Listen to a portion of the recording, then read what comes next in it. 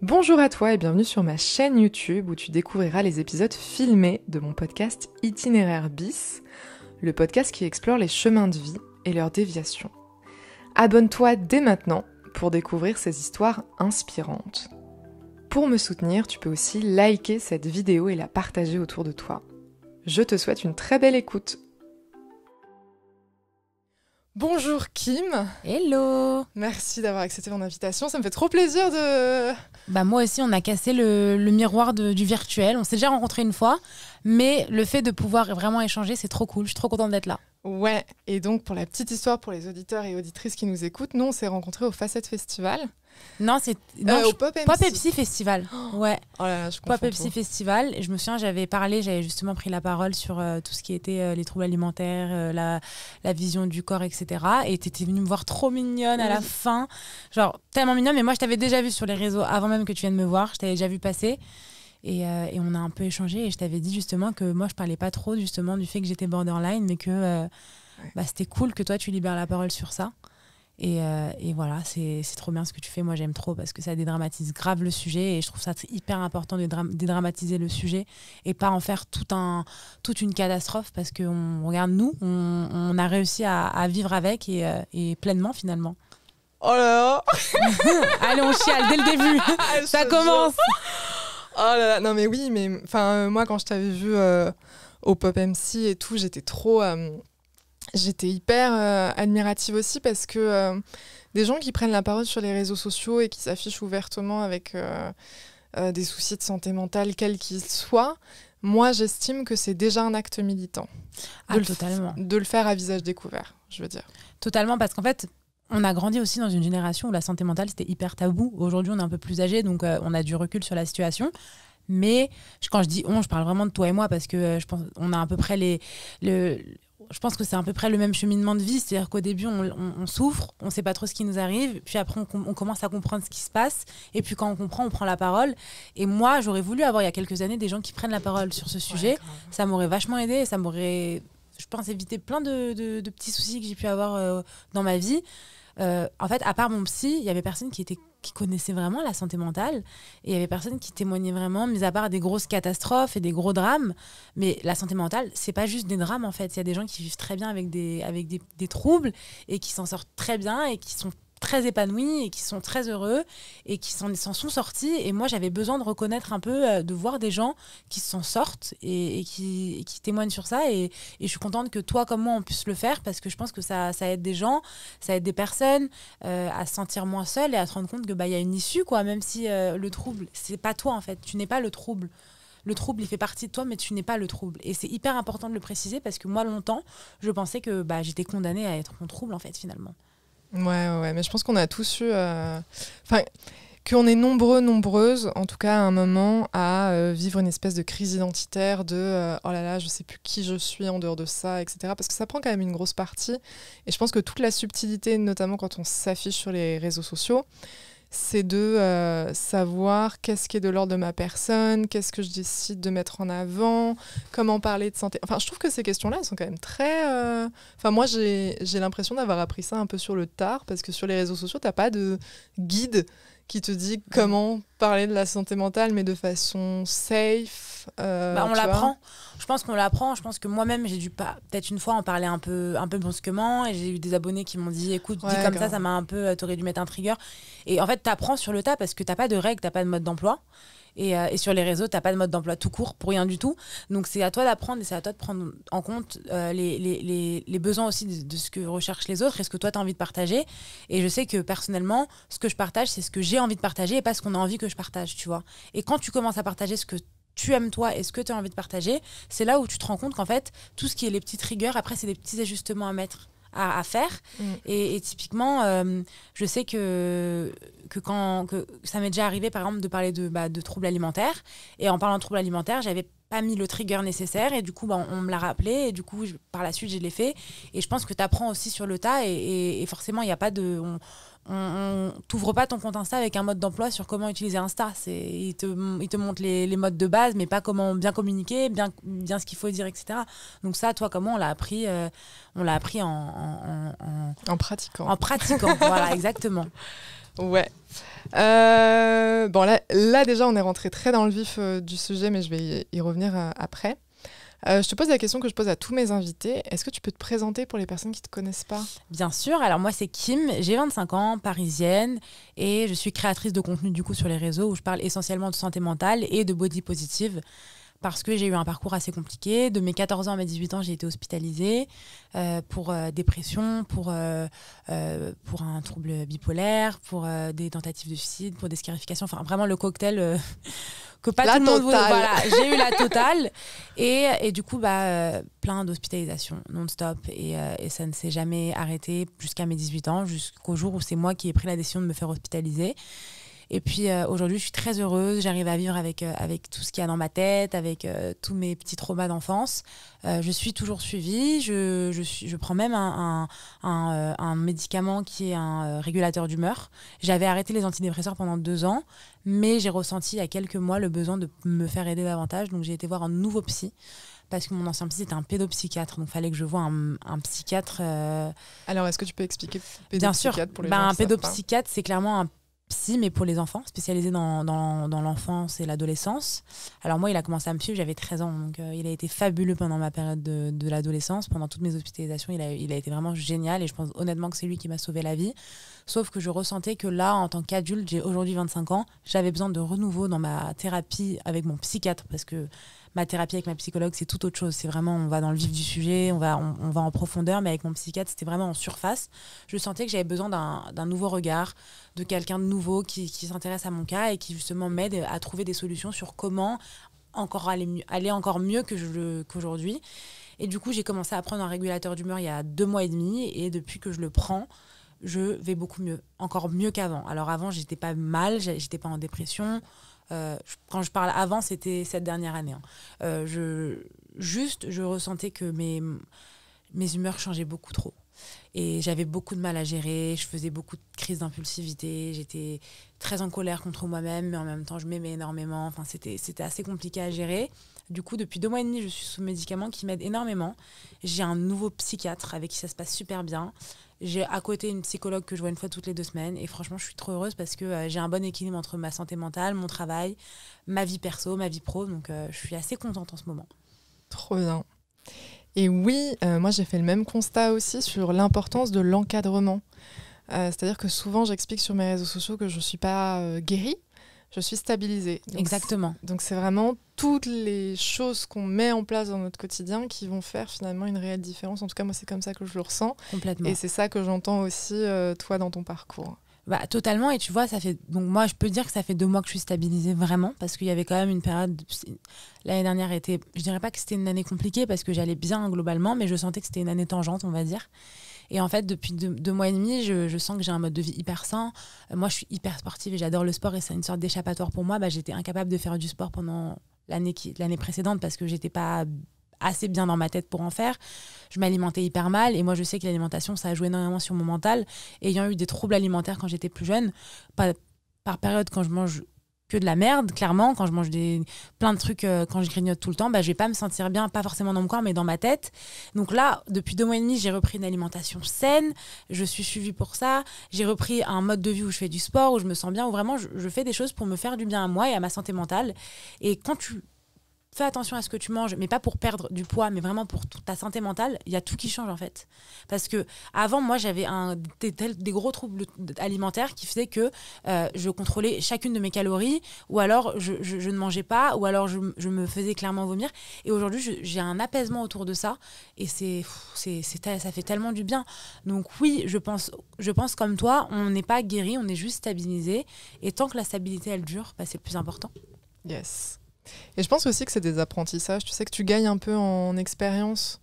Par exemple, tu parlais de crise d'impulsivité. Est-ce que c'était lié à la nourriture ? Ça pouvait l'être. Ça pouvait être lié à la nourriture. Ça pouvait être des grosses crises d'hyperphagie.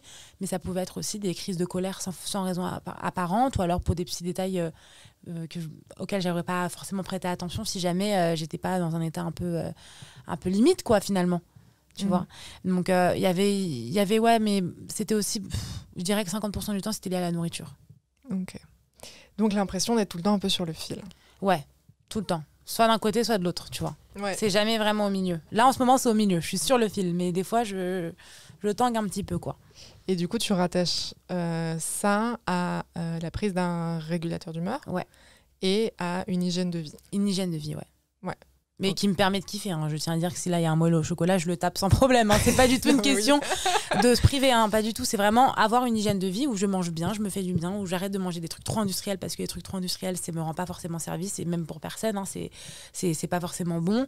Je mange bien, quoi. Je mange des légumes, je mange des fruits, je mange des fibres. Je mange de tout, mais bien. Et en fait, ça fait du bien. Ça me fait trop du bien. Et chacun, je pense, le vit différemment. Il y a des gens, ils ont besoin de... Moi, je sais que l'année dernière, je suis partie en voyage pendant la moitié de l'année. Ça m'a fait du bien. Et c'était une sorte de thérapie aussi pour moi, et toi, je sais que tu es très bien placée pour le dire, mais le voyage, ça m'a sauvée, tu vois. Et comme là, cette année, j'avais plus de projets en cours, donc j'ai pas pu partir en voyage, donc j'allais pas me morfondre de pas pouvoir partir en voyage. Au contraire, j'ai fait d'autres actions qui ont fait que je me sens bien, tu vois.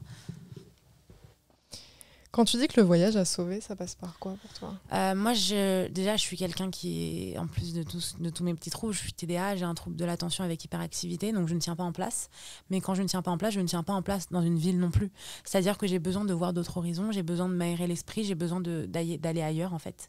Et à défaut de pouvoir déménager toutes les 2 semaines, moi, j'aime voyager, j'aime découvrir des nouvelles cultures, j'aime aller un petit peu en terre inconnue. Enfin, l'année dernière, je suis partie au Sri Lanka, c'était le plus beau voyage de ma vie. J'ai rencontré des cultures incroyables, des gens incroyables. Et en fait, moi, j'ai ce besoin de découvrir des nouvelles choses, et je me lasse très vite. C'est-à-dire que moi, rester à Paris plus de 2 mois, c'est très dur pour moi mentalement, parce que j'ai besoin de m'aérer. Je trouve que Paris, c'est une ville très anxiogène, où on respire pas, quoi. Même un week-end dans le sud, ça me fait un bien fou, et j'ai besoin de ça pour vraiment aller bien. Donc moi, je vais en général à peu près tous les mois et demi dans le sud, un week-end à Marseille. J'adore cette ville, et je pense que sans ça, je pourrais pas tenir, honnêtement. J'ai besoin de voir la mer, j'ai besoin de m'aérer, de voir autre chose que juste la ville, Paris, le métro, la ligne 13, la ligne 14, la ligne 1, bref, j'ai besoin de m'aérer l'esprit, tu vois. Moi, je rêve, genre vraiment, j'ai un rêve qui est tellement clair, parce que pareil, moi, je me sens très inapte à la vie parisienne, genre pareil, trop anxiogène, trop austère, trop tout ça. C'est vraiment, mais moi, je rêve un jour, je pense que je vais craquer, je vais partir vivre dans la montagne, élever des chèvres, et ce sera fini, tu vois. Tu vois ça. Genre, c'est fini ces conneries. Mais c'est drôle parce que toi, tu serais plus une fille genre de la montagne. Moi, c'est la mer. Moi, la mer, le soleil. C'est-à-dire que moi, le ciel gris, ça me rend malheureuse. Là, aujourd'hui, je suis un peu en mode un peu grognon, parce que le ciel, il est pas très bleu, il est à moitié gris, tu vois. Et moi, je suis quelqu'un qui dépend énormément de la météo. Mon mood dépend énormément de la météo. Et j'ai besoin de soleil, et j'ai besoin que le ciel, il soit aéré. En fait, j'ai l'impression que ma tête, elle est brouillard quand il y a du brouillard dans le ciel. Tu vois ce que je veux dire ? Et du coup, moi, je dépends de la mer. Moi, c'est... Quand je vais en vacances, je privilégie toujours des destinations où il y a la mer. C'est, pour moi, limite, je ne vois pas ça comme des vacances quand il n'y a pas la mer. Je sais pas si c'est très bizarre, hein, vu comme ça, mais j'ai besoin de voir la mer en permanence. C'est hyper... Et je suis un peu moins fan de la montagne, parce qu'en fait, moi, je me sens un peu étouffée dans la montagne. Je sais pas si tu vois ce que je veux dire, comme il y a plein de hauteurs un peu de partout, je sais pas trop où mettre de la tête, etc. C'est vertigineux. C'est très vertigineux, donc je me sens un peu renfermée. En fait, j'ai l'impression d'être enfermée dans un trou et que j'arriverai pas à en sortir. Tu vois, quand tu prends la route en montagne, ça me fait paniquer, alors que la mer, juste... c'est clair, tu vois ce qui se passe autour. C'est l'horizon. Exactement, il y a quelque chose qui se passe de l'autre côté. Et ça me rassure un petit peu, finalement. Je suis contente parce que on parle d'un point, en tout cas moi, le voyage, c'est comme ça que je le perçois, dans le sens où moi, j'estime que le voyage, c'est un super moyen de savoir, quand il y a un mal-être, est-ce qu'il est de l'ordre de l'environnement, ou est-ce qu'il est de l'ordre de ma personne ? Tu vois ce que je veux dire ? Dans le sens où, quand je ne vais pas bien, si je change d'environnement et que je suis dans un endroit que je kiffe trop, qui est trop génial et tout, avec des gens trop géniaux, et que je continue à ne pas aller bien, c'est que là, il y a une réelle... Enfin, c'est que c'est peut-être les troubles psy qui sont en train de s'exprimer, Bien sûr. etc. Versus, si je vais dans un endroit trop génial avec des gens trop géniaux et que je vais mieux, c'est que ma problématique est d'ordre environnemental. Moi, je trouve que c'est un vrai bon moyen de savoir... Est-ce que c'est extérieur, ou est-ce que c'est intérieur, ou est-ce que c'est les deux, ou est-ce que c'est rien du tout ? Enfin, tu vois ? Non, mais je suis totalement d'accord avec toi. Je sais que moi, quand les fois où je suis partie en voyage, ça m'est arrivé d'être très anxieuse en voyage et de ne pas réussir à profiter. et d'avoir trop de choses dans la tête. Et là, je me suis dit, ok, c'est pas le voyage qui va régler mes problèmes. Typiquement, l'année dernière, il y avait une période où j'allais un peu moins bien. Je suis partie en Argentine et au Brésil. Alors, c'était fabuleux. C'était waouh, un voyage incroyable. Mais il y avait quelque chose qui allait pas au fond de moi. Et c'est là que j'ai compris qu'il y avait peut-être un mal-être plus profond que quand je dis mal-être, j'exagère un petit peu parce que, encore une fois, je juge que quand je dis guérie, je suis guérie de tout ce qui est mes troubles alimentaires et de ma dépression depuis que j'ai 18 ans, mais j'ai toujours mon trouble qui est là et qui est stabilisé. Le trouble borderline. Le trouble borderline. Mais je suis guérie de ma dépression depuis mes 18 ans. Et en fait, je ressentais des petits épisodes de déprime, donc des petits un peu up and down finalement de notre si cher trouble tant aimé. Et en fait, à ce moment-là, je n'avais pas de thérapie. Je ne voyais plus personne. Et c'est là où c'est en rentrant de ce voyage que je me suis dit, ok, là, peut-être qu'il faut que je me fasse suivre sérieusement par quelqu'un qui m'aide et qui m'accompagne, parce que je pense qu'il y a des choses qui sont profondes, dont je n'ai jamais parlé à personne. Parce qu'en fait, quand je me suis faite hospitaliser, on parlait plus en surface de ce qui se passait maintenant et pas ce qui se passait avant. Donc les gros chocs que j'ai eus, mais pas forcément tout ce que j'ai eu dans mon enfance, les traumas, les choses qui ont pu me faire du mal, etc. Donc je me suis rendu compte, en commençant une thérapie avec une psychologue absolument fabuleuse que j'adore, qu'il y avait des choses dont je n'avais jamais parlé avant, alors que j'étais persuadée d'avoir parlé de tout. Et j'ai commencé ma thérapie il y a 1 an, tout juste, et ça fait 1 an que je suis métamorphosée réellement, depuis 1 an, parce que j'ai appris plein de choses sur moi, parce que j'ai accepté plein de choses sur mon enfance, sur mon adolescence. J'ai enfin fait le deuil de mon adolescence finalement, parce que je n'ai jamais vraiment eu d'adolescence en fait. De mes 14 ans à mes 18 ans, c'est censé être les 4 années où tu t'épanouis, où tu découvres les premières fois, les premières choses, les premières sorties. Bah, moi j'ai été privée de tout ça parce que j'étais en hôpital psy, et en fait j'étais en colère contre le monde parce que j'avais pas vécu mon adolescence, et grâce à cette psychologue j'ai réussi vraiment à faire le deuil de tout ça. Et faire le deuil de tout ça, ça m'a permis d'avancer et de profiter encore plus. Donc aujourd'hui, j'ai encore plus envie de profiter, de kiffer la vie, etc. Après, ce qui est très dur, et tu me diras si toi c'est pareil, c'est que parfois en société, je vais me sentir très mal à l'aise parce que je suis trop, simplement trop. Je parle fort, j'ai besoin qu'on me remarque, j'ai besoin qu'on me parle, j'ai besoin qu'on s'intéresse à moi. Et ça m'handicape énormément quand je passe une soirée et qu'on ne s'intéresse pas à moi, alors que je suis un peu de côté. Typiquement, moi, je suis invitée à pas mal d'événements autour de l'influence, etc. Et parce que, mis à part le sujet de la santé mentale et du body positive, je parle beaucoup aussi de lifestyle, de make-up, enfin toutes mes petites passions, quoi. Donc je bosse avec beaucoup de marques autour du make-up, autour de la beauté, autour de la mode. Et ça m'arrive très souvent d'être très mal à l'aise à des événements d'influenceurs, parce que parfois je vais parler un peu trop fort et je vais me sentir un peu gênante et je vais me renfermer sur moi-même, alors que je ne suis absolument pas timide. Mais parfois je peux me sentir très très mal à l'aise et avoir un peu ces sentiments d'anxiété de pas être à ma place, tu vois. Et on m'a toujours dit quand j'étais plus petite que j'étais trop excitée, que j'en faisais trop, que je parlais trop fort, que j'étais trop, en fait, juste trop. Et le fait d'être trop, ça m'a porté préjudice quand j'étais plus jeune. Aujourd'hui, j'ai encore ce petit gêne et ce petit complexe de personnalité, on va dire, tu vois. Je sais pas si toi, tu ressens un peu les choses comme ça, mais est-ce que toi, ça t'est déjà arrivé de sentir que t'es trop, quoi? Moi, c'est continuel. Moi, c'est trop dans le sens où je ressens les émotions trop intensément. Donc, c'est pareil. Genre overreact. C'est surréagir à chaque fois qu'il se passe quelque chose. Ah, mais une amie me fait une petite réflexion, mais ça peut être rien du tout, hein. Je vais le prendre comme un coup de poing dans le dos, quoi. C'est terrible. Mais oui, et puis en plus, ça va même plus loin que ça, parce que c'est re-questionner toute ta personne. Parce que, qui tu es, ce que tu fais, ouais, exactement. Moi, je parle beaucoup de la parfaite et la monstrueuse, et c'est un truc sur lequel j'ai envie de te questionner aussi. Parce que moi, j'ai vraiment ces deux trucs de soit je suis un modèle de perfection incarné, même si beaucoup de psychiatres m'ont questionné pour m'expliquer que la perfection n'existe pas, donc cette image, elle est très fausse et c'est totalement dans ma tête. Mais en gros, c'est soit je suis un être extraordinaire, etc. Soit je suis la monstrueuse, un truc horrible, pas digne d'amour. Moi, je me sens très peu légitime d'amour. Du coup, ça rentre dans des stratégies, des trucs, mais hyper balèzes. Donc, il y avait ça. Et non, oui, trop, parce que trop intense, parce que aussi, il y a ce truc de c'est tout blanc ou tout noir. Il n'y a jamais de demi-mesure. C'est très dur, la nuance n'existe pas chez nous, en fait. La nuance n'existe pas. J'ai ressenti ça en regardant tes vidéos, tu vois, je me suis beaucoup reconnue parce qu'en fait, il y a pas de juste milieu. C'est Exactement. soit oui, soit non. Et c'est ça qui est très dur à vivre, c'est qu'en fait, t'aimerais bien qu'il y ait un peut-être, en fait, finalement. Qu'il y ait un entre-deux. Qu'il y ait juste un truc qui mesure un peu l'un et l'autre, une petite balance qui te dit alors là, c'est le juste milieu. Mais j'y arrive pas. Moi, c'est soit paradisiaque, soit désastreux. C'est pareil pour moi. Et c'est pareil, quand je parle, y a beaucoup de gens qui me disent oh là là, comment genre t'exagères quand tu... Enfin, tu vois, quand je raconte une situation, je décris un truc énormissime, mais parce que je veux que les gens comprennent comment moi je l'ai ressenti. Ça me choque, je suis pareil que toi. Et ça me fait penser à le nombre de fois où on me dit arrête de parler comme ça, t'es marseillaise, t'exagères. Tu sais, ils disent tous, il y a l'expression t'es marseillaise pour dire que t'exagères un truc. Et moi, je suis pareil que toi. Et je me rendais pas compte que c'était parce que je voulais que les gens voient avec mes yeux ce que j'ai ressenti. Genre, j'ai été à un concert, mais vous vous rendez compte, c'était fabuleux. Ouais, bon, c'était un concert. Non, mais c'était fabuleux, vraiment, vous vous rendez pas compte. Et c'est très dur d'exprimer ce qu'on voit, ce qu'on ressent. Parce que je pense vraiment... que certaines personnes ressentent pas la vie comme moi je peux la ressentir, avec toute l'intensité, mais toute l'intensité très destructrice et en même temps très idyllique.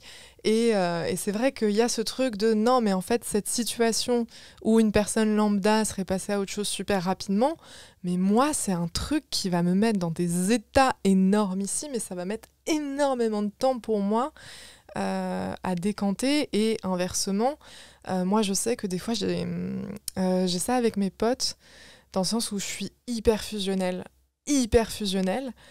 et du coup j'ai tendance à... Enfin il y a une espèce de surempathie, parce que du coup quand quelqu'un ressent... quand j'ai une de mes potes qui tombe amoureuse, j'ai l'impression que je tombe amoureuse par... comment dire, par procuration. Quand j'ai une pote qui a le cœur brisé, j'ai l'impression que j'ai le cœur brisé avec elle par procuration. Et ça aussi, c'est épuisant. Bah moi, typiquement, il y a...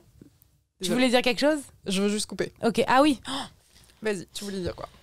Par exemple, là, j'ai une copine à moi qui est passée par une rupture récemment. J'ai vécu sa rupture. J'avais l'impression d'avoir le cœur en miettes. Et c'est très, très drainant. Parce qu'en fait, je suis une éponge, très clairement. Je ressens les émotions des autres fois 1000 et j'ai une empathie, mais absolument énorme. Quand parfois, je vais même me disputer avec quelqu'un et que la personne est en tort, je vais même me sentir mal pour la personne parce que je lui en veux.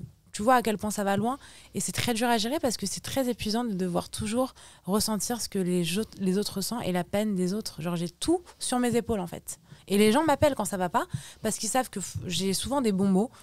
Non pas pour me vanter, mais c'est vrai que je suis quelqu'un qui a tellement d'empathie que j'arrive à trouver les mots pour apaiser une situation, etc. Et du coup, je suis la bonne copine qu'on appelle quand ça va pas. Et parfois, j'ai genre 8 situations dans ma tête, plus la mienne. Donc c'est dur, tu vois, à gérer et à éponger, finalement. C'est hyper dur. Mais c'est vrai qu'il y a ça aussi dans le trouble borderline, c'est n'avoir aucune conscience des limites. Moi, je sais que je ne sais pas... qu'est-ce qui appartient à l'autre, qu'est-ce qui appartient à moi. J'ai beaucoup de mal à voir où est la limite entre moi et les autres. Je pense que c'est justement parce que je ne vois pas la limite que je prends hyper à cœur tout.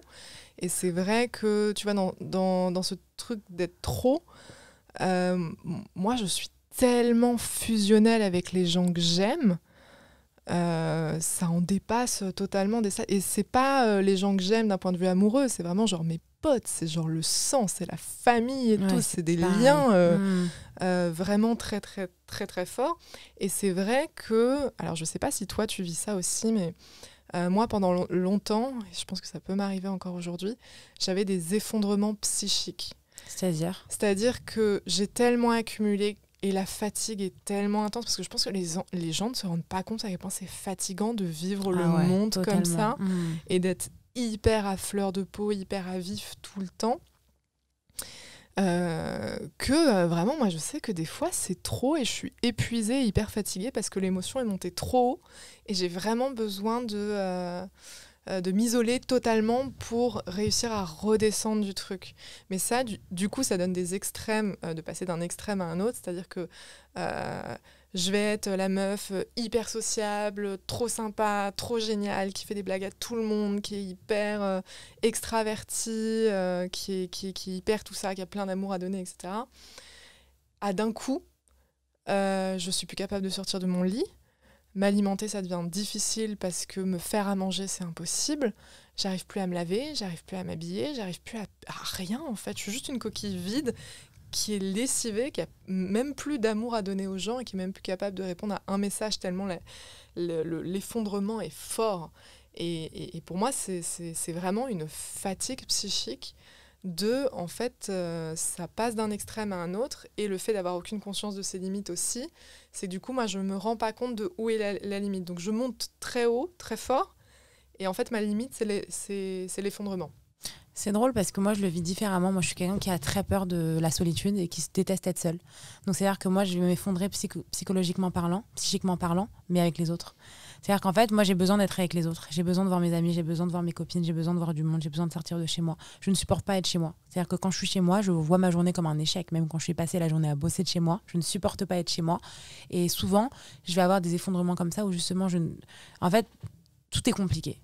Moi, dans ma manière justement de m'effondrer, tout devient compliqué. J'arrive plus à me maquiller, j'arrive plus à m'habiller, j'arrive plus à me sentir bien, mais je sors quand même. Tu vois ce que je veux dire ? C'est-à-dire que quitte à le faire mal, je le fais quand même. Et il y a des moments comme ça qui arrivent. Alors c'est rare, j'ai réussi à vraiment stabiliser le truc, mais j'ai un besoin tellement intense de sortir, mais des fois ça va même être limite dangereux entre grandes guillemets, mais moi je dépense énormément aussi. J'ai un problème avec les dépenses, et typiquement je vais sortir seule et aller m'acheter des fringues, tu vois. Et en fait, j'ai un vrai problème avec ça, c'est que j'ai pas de limite. Donc je vais dépenser. J'ai quand même un certain truc dans ma tête qui fait que je ne me mets pas en danger financièrement non plus, mais c'est de l'argent qui aurait pu me servir pour faire plein d'autres choses, à mettre de côté, à investir, à autre chose, tu vois. Et j'ai un problème avec ça. Et c'est vrai que quand je m'effondre, moi, c'est dans la nourriture que je me renferme. La nourriture, je vais manger énormément, je vais faire des crises d'hyperphagie, et c'est là où mes troubles alimentaires reviennent. Il n'y a pas de vomissement, c'est pas de la boulimie, mais quand ça va pas bien, je dirais que ça m'arrive une fois tous les 3-4 mois. Donc c'est encore ça, j'arrive à gérer quand même.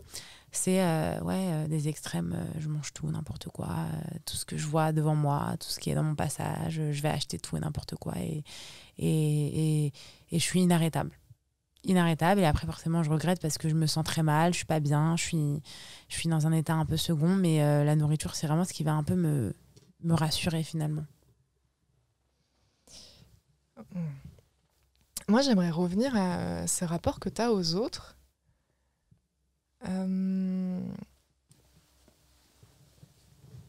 Est-ce que tu penses que tu as besoin de vivre au travers le regard des autres ? Je te pose cette question parce que moi, je sais que j'ai un rapport un peu particulier aux réseaux sociaux. Je sens que je vais énormément chercher la validation d'autrui. Ah, mais 100%. J'ai besoin de la validation des autres. Si ce n'est pas de moi, c'est au moins si ce n'est pas des gens sur les réseaux, c'est au moins mon entourage. C'est-à-dire que je ne peux pas publier une photo sur Insta sans l'avoir fait valider par au moins 5 copines à moi. Et c'est handicapant au final, tu vois, parce que j'ai besoin qu'en fait on valide les choses. J'ai besoin qu'on me fasse des compliments, j'ai besoin qu'on me... Ça peut paraître très narcissique dit comme ça, tu vois, mais c'est juste qu'en fait ça relève d'un manque de confiance en moi que j'avais depuis petite, que j'ai réussi à régler avec le temps, qui est encore pas au top non plus de mon top. Pourtant, ce que je véhicule sur les réseaux, c'est que j'ai confiance en moi. Alors oui, j'ai confiance en moi, mais j'ai quand même besoin de la validation des autres pour avoir encore plus confiance en moi. Tu vois. Et les réseaux sociaux, je trouve ça très traître, parce que finalement, quand tu as un peu d'influence comme toi et moi, tu restes dans cette spirale où tu as quand même besoin de la validation des autres. Moi, je sais que les jours où je vais travailler sur une vidéo où il va y avoir pas la visibilité habituelle, je vais me remettre en question. Si je vais mettre une photo qui va pas avoir une visibilité d'habituelle, je vais me remettre en question. En fait, je me remets énormément en question à cause de ce que je publie aussi, tu vois. Et ça, c'est pas facile à gérer. Parce que moi, c'est plus une problématique d'amour, dans le sens où j'ai besoin d'amour, j'ai besoin d'être aimée pour me conforter que je suis une bonne personne. Ah, mais totalement, moi aussi, c'est totalement ça. En fait, pour moi, la validation égale l'amour. C'est ça, en fait, ouais. Tu vois. C'est que moi, j'ai une image très biaisée de l'amour. C'est-à-dire que pour moi, valider quelqu'un, c'est l'aimer. C'est-à-dire que je peux même très mal prendre le fait que quelqu'un n'aime pas des photos de moi. C'est bête, hein. C'est ridicule, parce que tu peux prendre une très belle photo et elle peut ne pas plaire à ta meilleure amie. C'est pas grave, tu vois. Et moi, en fait, ça relève de l'amour. C'est comme, j'ai besoin qu'on me montre en permanence, qu'on me montre qu'on m'aime. C'est-à-dire que même ma mère, si ma mère, elle va aller m'acheter le gâteau au chocolat que j'aime, ça va me prouver qu'elle m'aime. Alors que c'est ma mère et elle m'aime vraiment, tu vois, profondément, et elle me le dit tous les jours. Mais j'ai besoin de validation, j'ai besoin qu'on me montre qu'on m'aime, qu'on me prouve qu'on m'aime. Même mes copines, j'ai besoin qu'elles me montrent qu'elles m'aiment, qu'elles tiennent à moi. J'ai besoin de messages mignons, j'ai besoin de mots d'amour, j'ai besoin de mots rassurants, j'ai besoin de ça en permanence. Et quand je n'ai pas ça, mais quelque chose d'encore plus ridicule, quand je suis dans une conversation avec ma meilleure amie, s'il n'y a pas d'émoji, s'il n'y a pas de point, mais c'est un drame. C'est dramatique. Grave. Mais ça va, oui et toi? Mais pourquoi t'es froide? Ben non, je suis pas froide, je t'ai juste dit oui et toi. Non, mais t'es froide, tu m'as pas mis d'émoji. Et des fois, ça peut me faire vriller, tu vois. Et quand on me répond juste ok, mais ça, c'est la trahison du siècle. Hein. Tu vois, non, mais grave. Non, mais c'est horrible.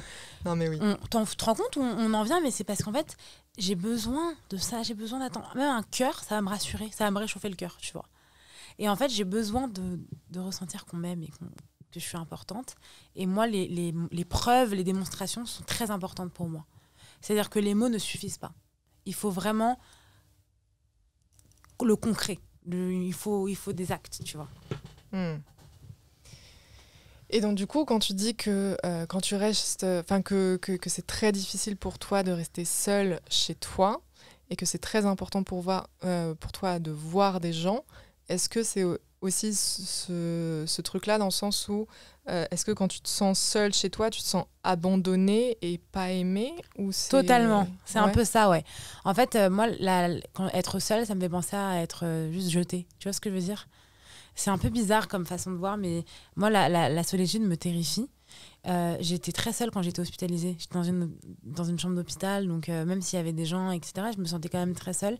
Et en fait, aujourd'hui, je trouve que j'ai pas le temps d'être seule. J'ai pas le temps d'être seule parce que être seule, c'est équivaut à être jetée et être un peu mise sur le côté. Marginalisée. Exactement. Enfin, ouais, exactement. J'ai besoin de voir du monde. En fait, je m'ennuie trop vite. Et moi, l'ennui est égal à de l'angoisse pour moi. Je ne supporte pas m'ennuyer. Je n'arrive pas à m'ennuyer. Quand je m'ennuie, je prends mon téléphone. Je ne peux pas m'ennuyer. Il faut toujours que mon cerveau soit surstimulé, sinon ça ne va pas. Et je sais que les journées quand je passe une journée entière chez moi, typiquement, si un jour je suis malade, si j'ai une gastro ou un truc comme ça, où je peux pas sortir, je vais me sentir déprimée. Vraiment. Tu vois. Et du coup, c'est dur, parce que parfois, je sais que ce serait bien si je pouvais prendre un peu de temps seule, mis à part pour faire du shopping, tu vois. Et j'y arrive pas. Je n'y arrive pas. Et j'ai pas trouvé encore de solution pour justement trouver du temps, prendre du temps pour moi, quoi. Mis à part faire un massage qui dure 1 heure. De temps en temps, j'aime bien me faire des petits kiffs comme ça. Mais c'est le temps d'1 heure et je suis pas vraiment avec moi-même. Il y a quelqu'un qui me masse, tu vois. Donc c'est très compliqué pour moi aujourd'hui d'être seule. Ok. Je ne pourrais pas habiter seule d'ailleurs. Impossible. C'est-à-dire que j'habite encore chez ma mère et je pense que je serais... toi aussi, moi aussi. Bah ouais, mais je pense que j'aurais beaucoup de mal à habiter seule, tu vois. Ouais. Si ce n'est pas avec la personne avec qui je partage ma vie, je ne pourrais pas vivre seule, quoi. Trop dur. Trop peur d'être seule, m'endormir le soir en étant seule et tout, c'est invivable. C'est hyper intéressant ce rapport à la solitude. Ouais, bah c'est une analyse que j'ai fait avec ma psy, justement.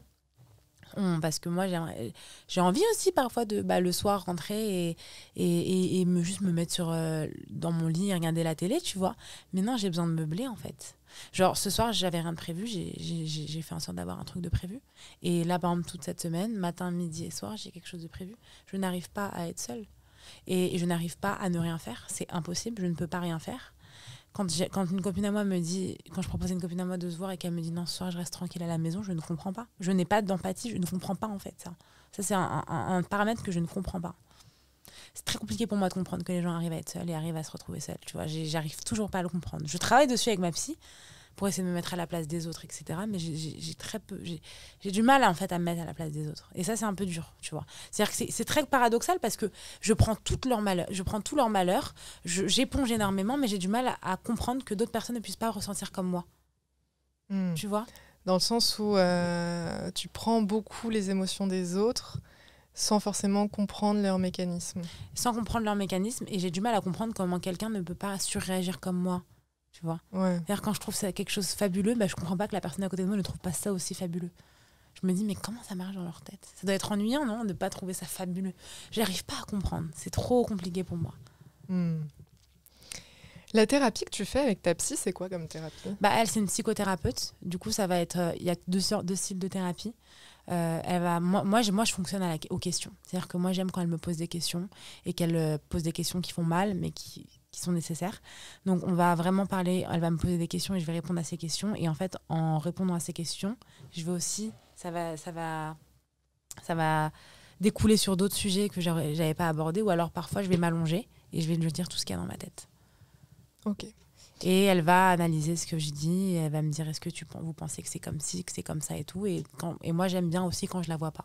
Mais en général, on s'est rendu compte que quand j'étais allongée, c'était surtout les périodes où j'étais plus en crise, où j'allais pas bien. Tu vois, Ouais. ça me permettait de sortir plus de trucs. Et où là, tu as besoin de vider quelque chose de beaucoup plus... De plus profond. Ouais. Parce que moi, comme je t'ai dit, j'ai un vrai trouble de l'attention avec hyperactivité. Donc, s'il y a une mouche dans la pièce... je serais en train de regarder partout, tu vois. J'ai besoin d'être concentrée, j'ai besoin de me vider un petit peu. Le fait d'être allongée, ça me met en position un peu détendue, quoi. Par exemple, typiquement, en ce moment, je vais très bien. Je n'ai pas de problématiques particulières en tête, mis à part des petits tracas de la vie complètement des trucs normaux, qui sont des trucs quotidiens. Donc, je l'ai vu ce matin et typiquement, j'étais en face d'elle et juste on échangeait et on a réussi à parler de quelques sujets de mon enfance. Et ça s'est très bien passé quand j'étais en face d'elle parce que j'étais pas en souffrance et j'avais pas besoin de parler de choses qui me font mal actuellement. Et je sais que typiquement, si dans 1 semaine, 2 semaines, j'ai un petit coup bas, je serai allongée, quoi. Donc elle fait 2 formes de thérapie qui marchent super bien sur moi. Moi, je marche beaucoup à la question. Moi, je pense que ça serait très dur pour moi d'être en face de quelqu'un qui ne me parle pas. Moi, j'ai besoin qu'on me parle, j'ai besoin qu'on échange avec moi parce que, encore une fois, ça revient à la validation. J'ai besoin que la personne s'intéresse à mon histoire, vraiment en profondeur, pour me dire que ça peut être réglé. Enfin, ça peut être réglé, pour me dire que la thérapie avance. Tu vois. Je sais qu'il y a beaucoup de personnes qui adorent le fait de parler à quelqu'un qui ne répond pas ou de parler à quelqu'un qui justement pose une question dans toute l'heure de thérapie. Moi, c'est pas pour moi. Impossible. Putain, moi j'ai un truc avec mon psychiatre. Moi, c'est un peu genre donnant-donnant, dans le sens où j'ai quand même besoin d'avoir 2-3 infos sur la personne que j'ai en face de moi, parce que si la personne, j'ai l'impression que c'est un mur et que c'est un bloc qui partage jamais rien, je trouve que c'est un peu... moi, je joue le jeu de cette mise à nu, parce que moi, j'ai vraiment l'impression que c'est une vraie mise à nu, tu vois. C'est hyper découvrant et tout. Mmh. Et j'ai vraiment besoin que de temps en temps, avoir une personne peu humaine. Ah mais oui, mais ça, je suis d'accord avec toi. Lui aussi a des frustrations des fois, lui aussi dans sa vie ça va pas tout le temps. Enfin, tu vois, j'ai besoin d'avoir ce truc-là. De voir que par exemple, des fois il peut faire des petites anecdotes, des choses comme ça. Ah mais moi aussi. Mais moi aussi. Tellement en confiance ça. Mais moi aussi, totalement. Ma psy c'est comme ça, tu vois. Et moi ça me rassure de ouf. Mais oui, moi aussi ça me rassure de ouf. Non, c'est clair. Mais moi j'ai l'impression que à l'école des psys, c'est mes petites hypothèses, enfin tu sais, il y a beaucoup de gens dans le domaine psy qui sont vachement dans ce truc de faut que ce soit la neutralité absolue, jamais rien laisser transparaître de sa vie et tout. Et moi, j'ai vachement de mal avec ça parce que ça déshumanise vachement. Et en fait, on n'est pas sur un rapport d'égalité. Et moi, le rapport d'égalité, je pense que comme toi, c'est des trucs d'hôpital psy qui me restent. Moi, j'ai trouvé que en hôpital psy, moi, j'étais en pyjama. Je sais pas si toi, t'étais en pyjama. Non, moi, ça dépendait. Il y en avait un où j'étais en pyjama, l'autre où... Mais du coup, je sens que le fait que moi, j'ai été mise en pyjama face à 4 blouses blanches, ça, il me reste des trucs de cette époque-là. J'ai besoin qu'on soit sur un même pied d'égalité. J'ai besoin que ce soit donnant-donnant.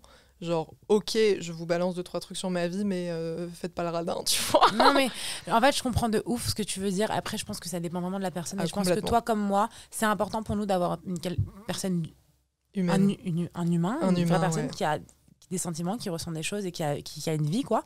Mais je sais que, par exemple, pour certaines amies à moi qui ont pris beaucoup de temps avant de passer le cap de voir une psy ou un psy, justement, le fait de savoir que c'est des humains, entre guillemets, ça les bloquerait. Tu vois, elles préfèrent limite être face à un mur qui pose des questions et qui exécute plutôt qu'être avec quelqu'un qui échange vraiment avec elle. Ouais. Et moi, typiquement, non, moi, juste quelqu'un qui parle pas, moi, en sortant, je peux me dire, il est désagréable. Alors qu'en fait, non, il n'est pas désagréable, juste il fait son travail et il partage pas sa vie, tu vois. Et moi, avec ma psy, c'est un peu ça. C'est une relation de confiance où elle va me partager des petites anecdotes aussi sur elle, elle va rebondir. Moi, si, moi, ça. Et c'est important pour moi d'avoir cet échange, tu vois. Et par exemple, moi, ma psy, elle a pris la décision de ne pas aller regarder mes réseaux. tu vois. Ah ouais, grave. Elle a pris la décision de pas regarder mes réseaux, genre, tu vois, elle m'a dit, je ne veux pas parce que j'ai pas envie que ça intervienne sur notre thérapie, tu vois. Et elle est venue, elle m'a dit, bon, faut que je vous le dise, mais je suis tombée sur une de vos vidéos par hasard, j'ai quand même regardé, mais c'était tellement mignon parce que c'est hyper bienveillant comment elle l'a dit, elle me dit, est-ce que ça vous dérange pas, on continue quand même la thérapie, tu vois, et moi ça me dérangeait pas parce que c'était une vidéo, c'était une interview sur Doctissimo où je racontais typiquement ma vie, donc clairement elle était au courant de tout, donc ça m'a pas dérangé du tout, tu vois, mais j'ai trouvé ça hyper honnête de sa part qu'elle me l'ait dit. Carrément. Et qu'elle me dise les choses, tu vois, mais du coup, ouais, elle a décidé de ne pas aller voir mes réseaux. Et ça, et c'est cool, tu vois, parce que c'est vrai qu'en vrai, tu tapes mon prénom, mon nom de famille, même si tu sais pas mon username sur Insta, bon, bah, tu le trouves, tu vois. Donc voilà, mais moi, j'ai une relation de confiance de ouf avec ma psy. J'ai eu beaucoup de chance de tomber sur une pépite comme elle. Elle est incroyable.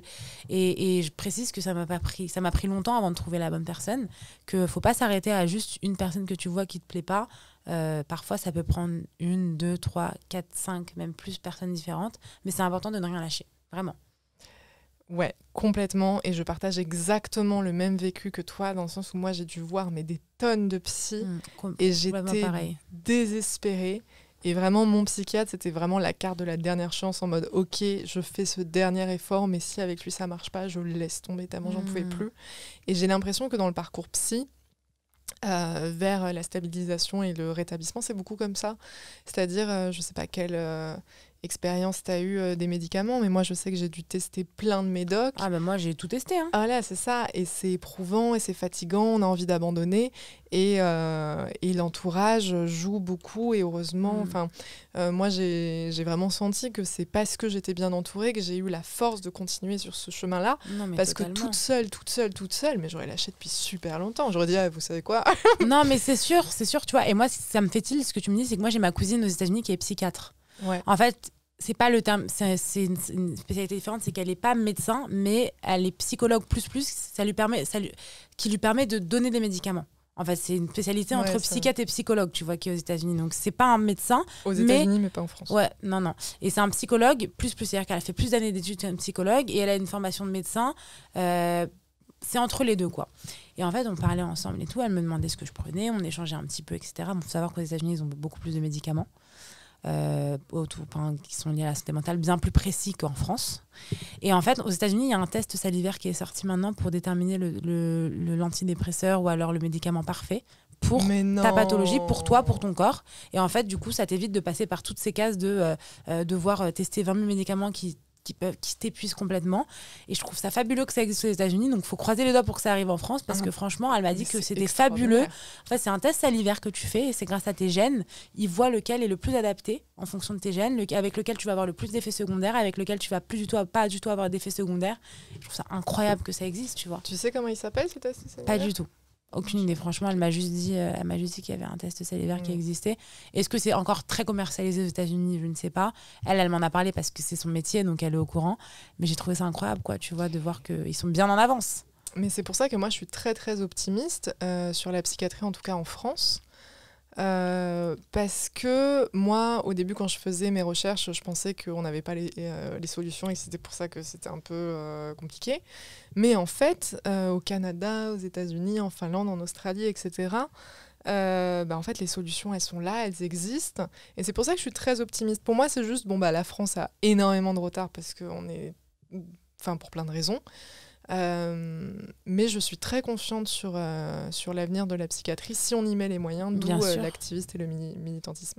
Non, mais moi j'ai beaucoup d'espoir sur la psychiatrie aussi dans le futur et j'ai beaucoup d'espoir aussi sur la santé mentale en général. J'ai l'impression que les choses elles changent de plus en plus et c'est un peu grâce à des personnes comme toi, comme moi, comme toutes les autres qui prennent la parole sur ces sujets. Aujourd'hui, l'État fait de la santé mentale une des causes numéro 1. Et il commence vraiment à s'intéresser au sujet, il commence à s'intéresser encore plus au harcèlement, au cyberharcèlement. Et je crois vraiment, j'ai beaucoup d'espoir. Si on continue à libérer notre parole, c'est comme ça que ça va s'améliorer finalement, tu vois. Faut juste pas qu'on lâche, faut qu'on continue à mort, qu'on se batte, qu'on aille jusqu'au bout et qu'on prouve à tout le monde que la santé mentale, c'est pas un drame de pas aller bien parfois et que c'est ok de se faire aider, tu vois. Mais tu sais que moi, je suis toujours dans l'incompréhension totale de pourquoi c'est un tabou. Enfin, en tout cas, c'est un tabou qui profite à personne, mais vraiment personne. Quand on s'intéresse au truc, tout le monde est concerné vraiment. Et c'est un tabou qui, en plus de ça, génère énormément de problématiques, que ce soit sur le lieu de travail, que ce soit en politique, que ce soit dans les hôpitaux. Enfin, tu vois, les personnes qui sont peut-être beaucoup plus réfractaires à aller se faire accompagner et tout ce qui en découle de ça. Enfin, moi, vraiment, je me dis, mais on a tous et toutes intérêt à libérer cette parole-là. Totalement. Et c'est tellement honteux pour certains, certaines, et c'est tellement compliqué de... Enfin, tu vois, moi, je suis très heureuse de t'accueillir aujourd'hui et tout, parce que toutes les deux, on a fait le choix de témoigner à visage découvert. Il y a très peu de personnes qui, en réalité, bien sûr, acceptent de témoigner comme ça, comme on le fait. À nu, complètement... Ah oui, à visage découvert, tout en partageant des petits moments de notre vie, parce que toi comme moi, on partage des moments de vie aussi, et on parle aussi de notre santé mentale, tu vois, et je sais que c'est pas facile aussi pour les autres personnes d'en parler, et je pense que c'est aussi une preuve, c'est une sorte de revanche aussi, grave. qu'on prend, tu vois. Ouais, on se dit qu'en fait, nous, on aide d'autres personnes, donc c'est un peu une revanche. Enfin, moi, je me souviens encore de quand j'allais pas bien, où je pensais que tout était fini, et que plus rien n'allait, enfin, il n'y avait pas d'issue. Au final, aujourd'hui, je me dis, en fait, grâce à ce que j'ai vécu, c'est devenu mon métier. Est-ce que c'est pas fou, cette histoire ? Que, en fait, j'ai vécu des trucs horribles, et grâce à ces trucs horribles, aujourd'hui, c'est mon métier, et j'arrive à aider des personnes. Tu vois, et c'est incroyable, parce que je reçois des messages, je pense que toi aussi, tu dois recevoir des messages d'amour inconditionnel de personnes qui me remercient, en me disant que grâce à moi, ils prennent conscience de leur santé mentale. Je reçois des messages presque tous les jours de personnes qui me disent que grâce à moi, ils ont pris rendez-vous chez le psy. Tu te rends compte ou pas le pas énorme que c'est déjà de prendre soin de sa santé mentale. Quand il y a 10 ans, c'était une honte. Moi, je me souviens, ma mère, quand elle expliquait à l'école que je venais pas parce que j'allais pas très bien, mais non, elle disait pas ça. Elle devait inventer des excuses. C'était impossible. Ils comprenaient pas. Ils comprenaient pas que je puisse pas aller bien mentalement. Tu vois, eux, c'était que la santé physique qui comptait. Et je me souviens... un truc qui m'avait marqué, il y a une prof en 3e, ma prof principale, elle a été voir ma meilleure amie, qui est toujours ma meilleure amie aujourd'hui. Et j'étais très grosse, moi, à l'époque, j'avais des problèmes d'obésité. J'ai perdu beaucoup de poids depuis, je faisais 150 kilos et j'allais très mal mentalement. C'était là où ma boulimie, elle était à son prime. Bref, j'allais très très mal, mes TCA, ils étaient hyper présents. Et j'ai fait une grosse dépression et je me suis fait hospitaliser après une tentative de suicide. Et en fait, ma prof principale a été voir ma copine en disant... Est-ce que Kim, elle est absente parce qu'elle est trop grosse ?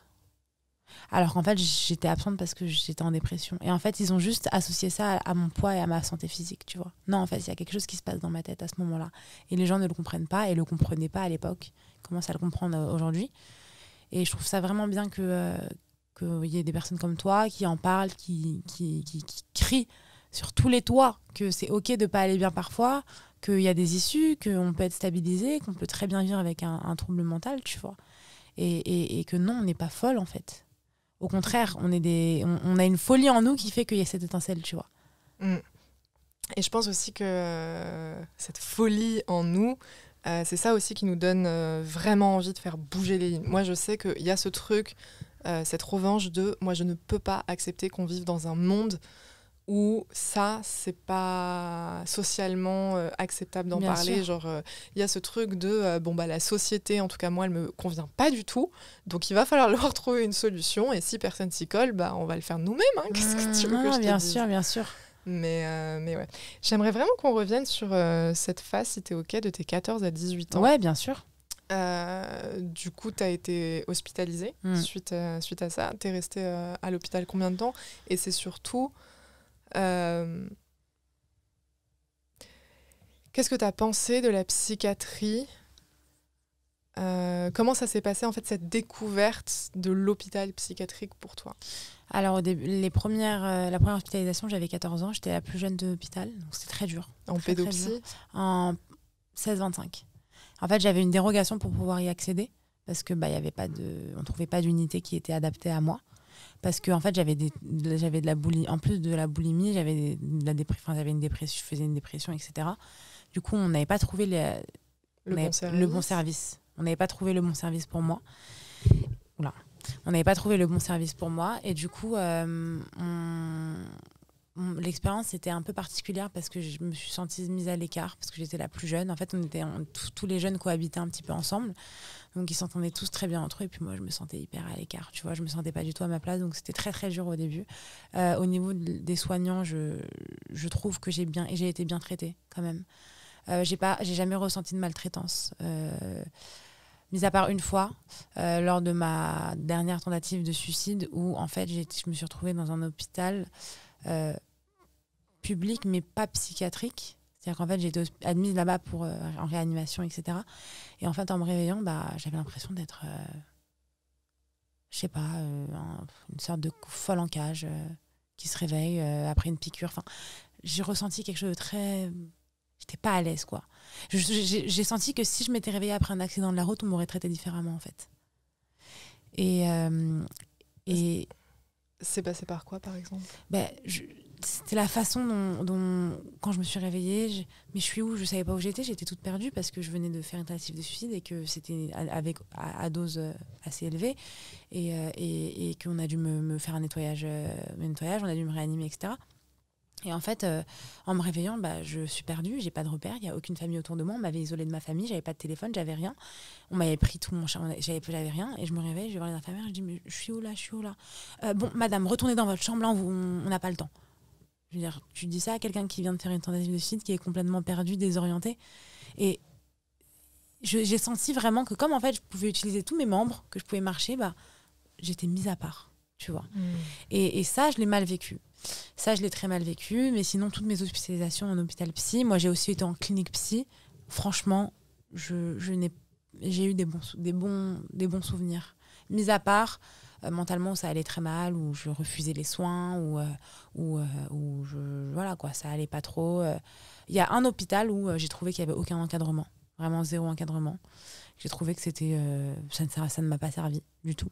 Mais l'autre hôpital où j'ai été, qui était une clinique psy, c'était une clinique où, pour le coup, il y avait un vrai encadrement et en plus de ça, un vrai isolement avec le monde extérieur. Et moi, ça m'avait fait un bien fou. On était vraiment isolés du monde, on n'avait pas d'accès avec le monde extérieur et ça, vraiment, ça m'a... Parce que c'était sécurisant. C'était sécurisant de se dire que dans ce monde de brut, on était un peu protégés, tu vois. Mais ça m'a permis de rencontrer des gens incroyables. J'ai une de mes meilleures amies que j'ai rencontrée en hôpital, qui est aujourd'hui une personne géniale et qui est encore ma copine. On vit des moments incroyables ensemble. Il y a des personnes avec qui je suis encore en contact et à qui je pense très fort. Et puis moi, ça m'a permis de créer des liens et ça m'a permis surtout d'en apprendre sur moi, parce qu'en fait, finalement, à part une télé avec 4 chaînes, t'avais pas grand-chose à faire. T'avais de l'art-thérapie, t'avais de la lecture, mais c'est des choses qui te permettent d'en apprendre un peu plus sur toi, tu vois. Donc ça m'a été quand même très bénéfique, surtout la dernière hospitalisation, parce que la dernière hospitalisation, c'est moi qui l'ai demandé et c'est moi qui ai joué le jeu jusqu'au bout. Toutes les hospitalisations précédentes, je n'avais pas joué le jeu, c'est-à-dire que je mentais un petit peu au médecin, je faisais croire que j'allais mieux alors que j'allais pas bien. En fait, de mes 14 ans à mes 18 ans, j'ai pas été hospitalisée 4 ans non-stop, c'était des in and out, en fait. 2 mois, puis je rentrais à la maison, puis j'allais à l'école une semaine, puis je revenais, puis je retournais une semaine, puis 2 jours, puis 3 jours. Donc, bout à bout, je dirais que j'ai été hospitalisée 1 an et demi, 2 ans. Ouais, 2 ans. 2 ans. Et t'as fait 4 ans. Combien d'hospitalisations au total? Je dirais 10. En fait, j'ai du mal à me souvenir de cette période qui est assez sombre. Je dirais entre 7 et 10, 7 et 11 à peu près, mais pas moins de 7-8, quoi. Et donc, la dernière, là, c'est vraiment toi qui as fait cette demande-là. Et là, pour reprendre tes termes, tu as joué le jeu à fond. Et là, tu as senti une vraie différence comparée aux autres hospitalisations vis-à-vis de ton changement d'état d'esprit. En fait, de 14 ans à 17 ans, j'étais mineure. Donc, c'était ma mère qui prenait les décisions. C'était mes parents qui prenaient les décisions. Donc, j'avais pas trop mon mot à dire finalement. J'étais en danger pour moi-même. Et ma mère ne me laissait jamais seule à la maison. Donc, il fallait m'hospitaliser. Et en fait, à 18 ans, tous mes copains étaient en train de passer le bac et en train de choisir leurs études supérieures. Il y en avait quelques-uns qui avaient commencé leurs études supérieures. Et je me regardais dans le miroir et je me dis, en fait, tous tes amis sont en train de commencer leur vie et toi, tu es en train d'essayer de finir la tienne. Et ça m'a tilt, tu vois, je me suis dit, non, c'est pas possible, il faut que je me bouge, il y a une issue, c'est pas possible que moi, je sois condamnée à ne pas plus vivre, en fait, tu vois. Et en fait, j'ai fait une tentative de suite à ça, qui s'est loupée. Et là, je me suis dit, ok, ça y est. Je peux pas essayer de finir. Faut que j'arrête. Faut que je me. Peut-être que si je me bouge un petit peu, je vais réussir à aller mieux. Donc j'ai été voir ma mère et je lui ai dit, maman, cette fois, c'est moi qui veux me faire hospitaliser. De toute manière, elle aurait pas pu m'hospitaliser, en fait. C'est là où elle avait très peur, c'est qu'elle savait que là, elle avait plus trop le rôle. Elle pouvait pas demander de me mettre sous tutelle. Elle avait plus le rôle Enfin, on pouvait plus m'obliger. C'est-à-dire que même si mes parents m'emmenaient, je pouvais. Si je disais non, tu vois. Et j'étais sur cet état d'esprit de dire non. Et quand j'ai été voir ma mère en lui disant maman, je veux me faire hospitaliser, ma mère, elle a eu un soulagement énorme. Elle s'est dit waouh, c'est un miracle qu'elle le veuille. Et très vite, on m'a hospitalisée. Et puis là, je me suis dit ok, je vais tout dire. Je vais parler de mes addictions, je vais parler de tout ce qui est mes troubles alimentaires, je vais parler de tout. Et je vais sortir de l'hôpital quand les médecins auront décidé que c'est le bon moment de sortir. Et je ne mentirai pas. S'il faut que je craque à l'hôpital, je craquerai à l'hôpital. Mais je joue le jeu jusqu'au bout. C'est ce que j'ai fait. J'ai craqué à l'hôpital plusieurs fois. J'ai déjà fait des tentatives de suite dans l'enceinte de l'hôpital. Mais j'ai joué le jeu jusqu'au bout et j'ai attendu que les médecins jugent que je vais bien pour sortir. Et j'ai fait confiance à 100% les yeux fermés à la médecine. Et voilà où j'en suis aujourd'hui. Waouh. C'est hyper impressionnant, en vrai. Bah, c'est fou quand tu me dis que il y a 7, 8 ans, 8 ans. J'arrive pas à compter, mais bref, 7, 8 ans, j'étais dans un état lamentable et j'avais envie d'en finir. Aujourd'hui, j'adore vivre, quoi. Je kiffe vivre. C'est incroyable, je vis des trucs de ouf. Donc, je me dis que la vie, elle est pleine de surprises, finalement, tu vois. Et c'est un peu le message d'espoir que j'essaie de faire passer, c'est que on n'est même pas à la moitié de ce qui nous attend dans la vie. Et il y a plein de belles choses qui vont se passer, tu vois. Et ça, c'est hyper motivant, je trouve, quand je dis ça, parce que il y a quelques années, tu vois, même quand tu revois des vidéos de moi plus jeune, tu vois le malheur dans mes yeux, tu vois. Et aujourd'hui, tu me vois, je suis plutôt quelqu'un de solaire, de pétillante, mais parce que j'aime la vie et que je suis heureuse vraiment. Et ça fait du bien d'être heureuse. Bah ouais, complètement. Et le diagnostic de borderline, dans tout ça, il est arrivé quand ? Il est arrivé à mes 18 ans. Mon psychiatre n'a volontairement pas voulu... Oula, attends, je me reprends. Alors, mon psychiatre, il a volontairement pas voulu me le dire pendant mes hospitalisations. Quand t'étais ado, quand j'étais ado. 18 ans. Ouais, moi j'ai eu la même chose aussi. Il voulait pas me le dire. Ouais. Il voulait pas me le dire, il voulait pas que ça me perturbe, il voulait pas que je me mette dans une case en fait, tu vois. Ouais. Et j'ai trouvé ça intelligent de sa part. Et du coup, je suis arrivée quand je suis sortie de l'hôpital, je lui dis mais qu'est-ce que je suis en fait ? Il me dit vous avez un trouble d'état limite. Trouble borderline. Et là, je me suis pris une claque dans la gueule, tu vois. Je me suis dit ah ouais. OK. OK alors et donc et il m'a un peu rassurée sur le trouble etc parce que quand on... Mais tu savais ce que c'était ? Bah non, pas vraiment. On n'en parlait pas trop, donc j'ai été me renseigner, j'ai été plus ou moins rassurée de ce que je voyais sur Internet, tu vois, mais il m'a un peu expliqué, en fait. Il m'a expliqué un petit peu ce que c'était, mais je connaissais pas, quoi. Enfin, on n'en parlait pas, tu vois. Surtout il y a 6 ans, on n'en parlait pas du tout. Donc, je me suis renseignée de mon côté, il m'a un petit peu expliqué ce que c'était, etc. Mais ça m'a bizarrement soulagée, tu vois. Ça m'a grave soulagée d'apprendre que j'avais ça. Je me suis dit que c'était quand même hyper rassurant de mettre des mots sur mes mots, finalement. Tu vois. Enfin, et des mots sur qui je suis et pourquoi je réagis comme ça et pourquoi je fais ci, pourquoi je fais ça.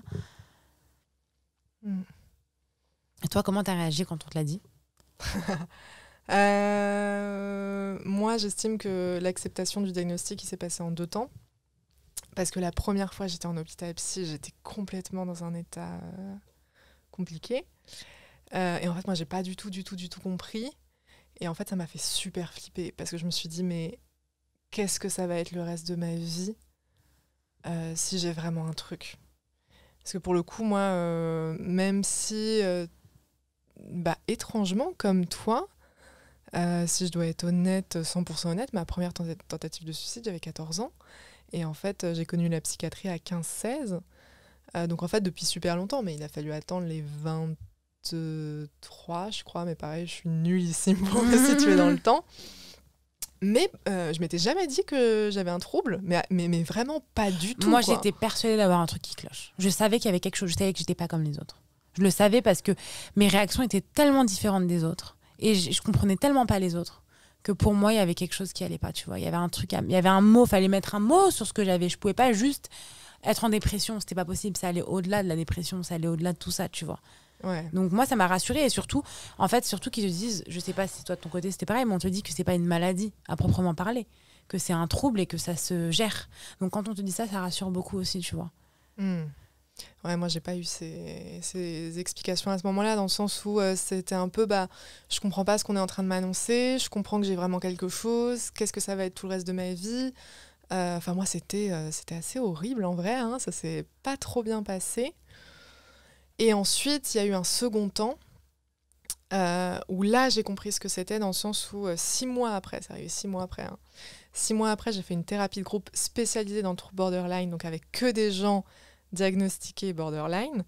Et vraiment, genre, moi, j'étais convaincue que je n'étais pas borderline. Ouais. Vraiment, j'étais convaincue de non mais moi on m'a dit ça mais j'ai rien à faire ici hein, vraiment je sais pas ce que je fous là parce que vraiment Et tu leur je suis pas disais aux gens concernée. Je leur ai pas forcément dit mais je me sentais pas du tout enfin vraiment je me disais je suis arrivée ici par erreur quoi. Ouais, ok. Et en fait c'était lors du enfin ça, c'est une scène où je m'en souviendrai toute ma vie.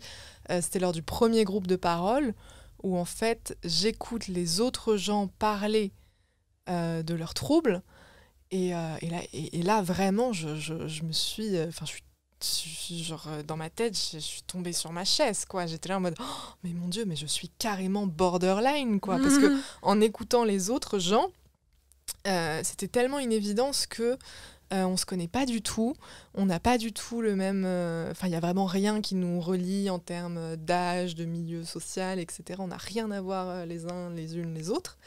Et pourtant, on a vraiment ce socle commun de la peur de l'abandon, la peur du rejet, être tout le temps poussé dans les extrêmes, se sentir comme le vilain petit canard hyper dysfonctionnel, toujours en dehors des cases, faire des efforts de suradaptation, porter un masque social très fort... le fait de ne pas se sentir légitime d'être aimé, par exemple, d'avoir des très grosses issues avec l'amour, enfin, mais tellement de choses où vraiment j'étais, mais je suis, mais en fait, et c'est ça aussi, moi je suis très convaincue de l'approche de la thérapie de groupe, parce que je trouve que les autres font totalement miroir, et que pour moi ça a été beaucoup plus facile d'accepter quelque chose venant de d'autres gens. Et là aussi, où je trouve que c'est le génie de la thérapie de groupe, c'est tu mets que des gens qui se sentent en dehors des cases, jamais inclus, en dehors de la société hyper dysfonctionnelle, tu les mets tous ensemble. Et là, moi, j'ai vraiment senti un sentiment d'appartenance de j'ai enfin trouvé mon groupe, j'ai enfin une place quelque part. Donc voilà. Donc pour moi, ça s'est vraiment fait en 2 temps. Et je rattache beaucoup ça pour moi, l'acceptation du diagnostic, c'est aussi le comprendre. Et pour moi, ce qui fait très peur en psychiatrie, c'est quand on comprend pas et quand on connaît pas. Ah, c'est horrible parce que les termes font peur, tu vois.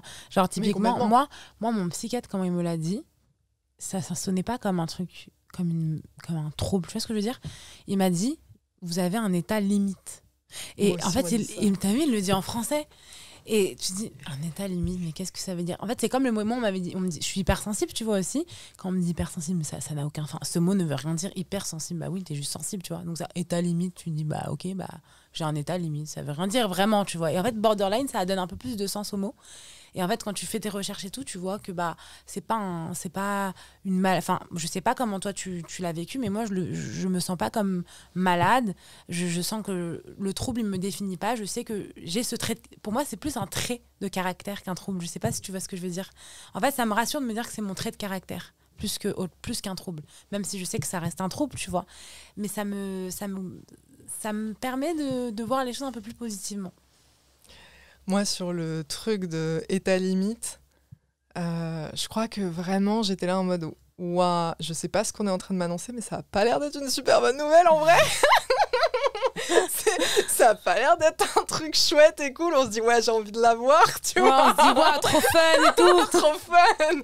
Votre vie, ça va être du kiff. Non, moi, j'étais... je sais pas ce que c'est, mais ça a pas l'air... ça donne pas envie, là, comme ça, sur le papier. Oui, alors moi, ce truc de maladie, pour le coup, j'ai pas du tout la même notion que toi, dans le sens où vraiment, moi, j'avais pas compris que déjà c'était pas une maladie, parce que j'avais ce truc de pendant longtemps, j'ai été hospitalisée en psychiatrie tous les 6 mois.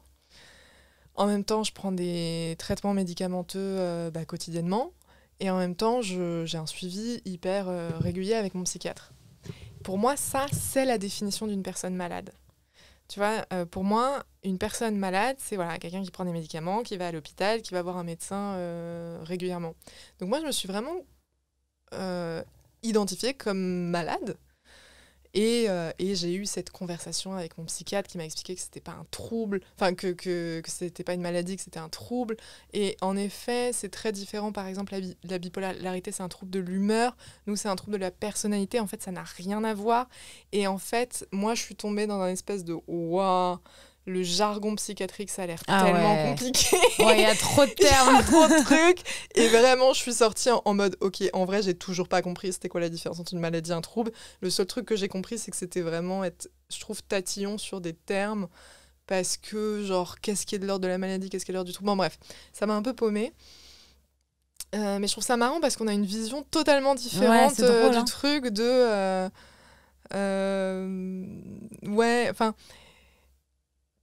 Toi, j'ai l'impression que tu te l'es réapproprié comme faisant partie de ta personne, comme un trait de personnalité, Exactement. etc.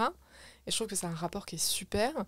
Alors que moi, je sais que j'étais, je suis malade, j'ai pas fait exprès d'être malade, et j'essaye de faire ma vie comme ça, et c'est un peu la galère. Enfin, tu vois. Ouais, et pourtant, on a quand même plein de troubles en commun, finalement, tu vois, quand je veux dire. Enfin, plein de façons de réagir différentes. Enfin, non, je me reprends. Mais pour autant, on a quand même plein de façons de réagir hyper similaires, tu vois, quand on échange. Donc finalement, on vit notre truc quand même pareil, mais on le ressent pas pareil. Mais c'est ça qui est hyper intéressant, et aussi que ce que je veux mettre en avant à travers tous ces témoignages de personnes diagnostiquées ou pas borderline, c'est notre rapport qui est très différent d'appréhender ça, et pour ça, on a un gros socle commun. Bah, c'est clair.